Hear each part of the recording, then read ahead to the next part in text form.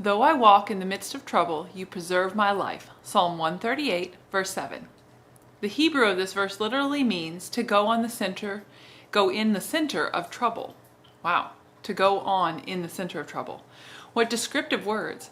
And once we have called on God during our time of trouble, pleaded his promise of deliverance but not received it, and continue to be oppressed by the enemy until we are in the very thick of the battle or the very center of the trouble. Others may tell us, don't bother the teacher anymore, like they did in Luke 8, verse 49. When Martha said, Lord, if you had been here, my brother would not have died, John 11:21, Jesus countered her lack of hope with his great promise, your brother will rise again.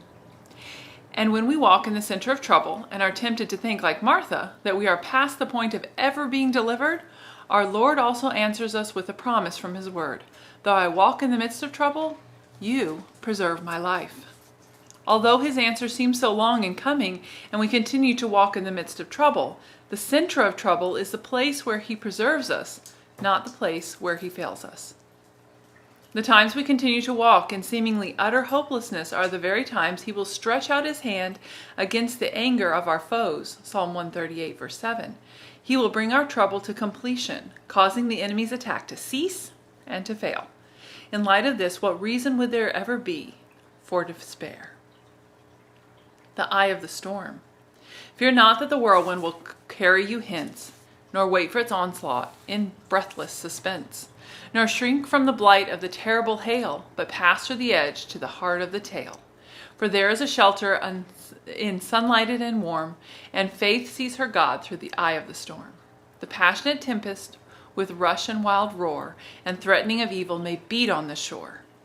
The waves may be mountains, the fields battle plains, and the earth be immersed in a deluge of rains. Yet the soul, stayed on God, may sing bravely its psalm, for the heart of the storm is the center of the calm. Let hope be not quenched in the blackness of night, though the cyclone awhile may have blotted the light. For behind the great darkness the stars ever shine, and the light of God's heaven his love will make thine. Let no gloom dim your eyes, but uplift them on high to the face of your God and the blue of his sky.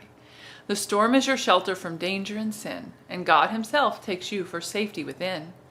The tempest with him passes into deep calm, and the roar of the wind is the sound of the psalm. Be glad and serene when the tempest clouds form.